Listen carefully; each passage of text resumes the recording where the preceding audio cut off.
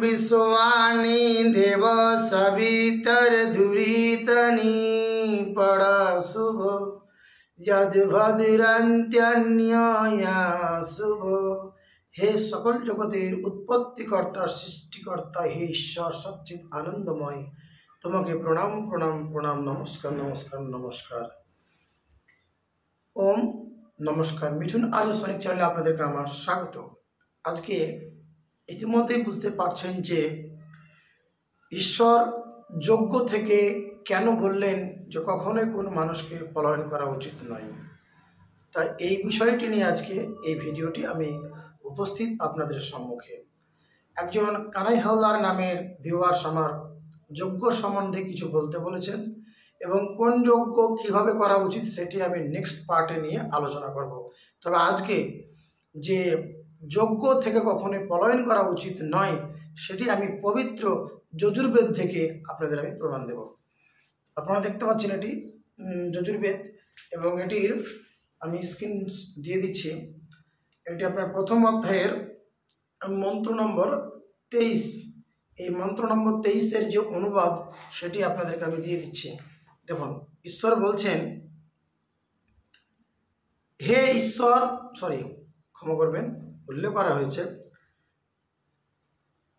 হে বিদ্বান পুরুষগণ, তোমরা শ্রদ্ধালু হইয়া যজমানের যজ্ঞের অনুষ্ঠান হইতে ভয় করিও না এবং তাহা হইতে পলায়ন করিও না।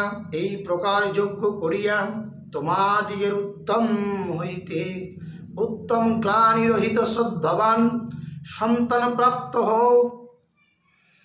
एवं आमी भौतिक अग्नि के उक्त गुणयुक्त तथा सत्य सुख हेतु वायु तथा वृष्टि जलेर शुद्धि तथा अग्नि कर्म एवं हबि हওয়ার জন্য স্থির করি।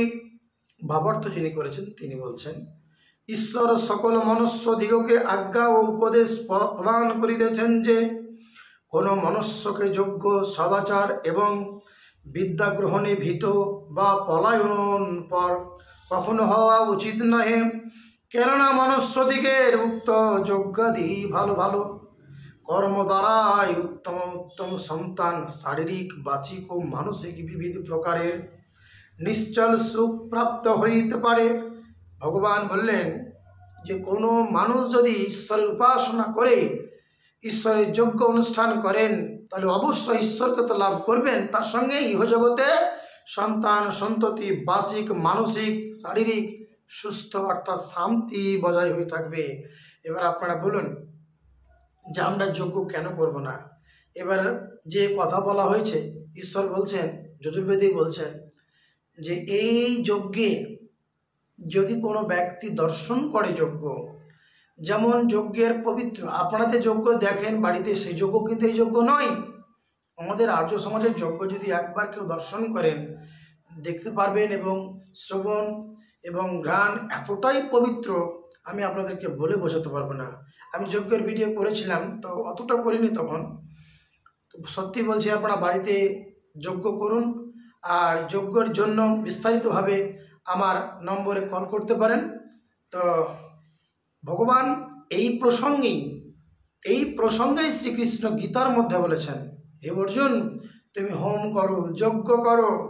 আবারও এটাও বলেছেন গীতার 18 নম্বর অধ্যায় 62 নম্বর শ্লোকে, কি বলেছেন জানেন?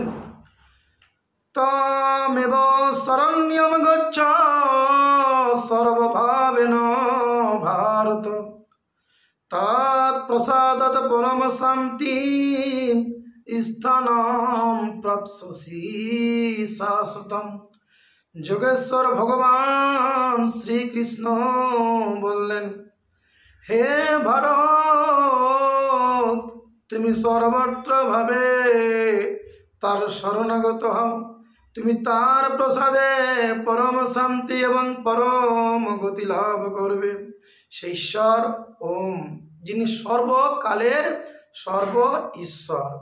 তো যাই হোক, আমরা সকল সনাতনী আমাদের নিজস্ব গৃহে হোম যজ্ঞ করব এবং এই যজ্ঞের ফলে অনেক উন্নতি লাভ করবেন এবং অনেক শান্তি বজায় থাকবেন।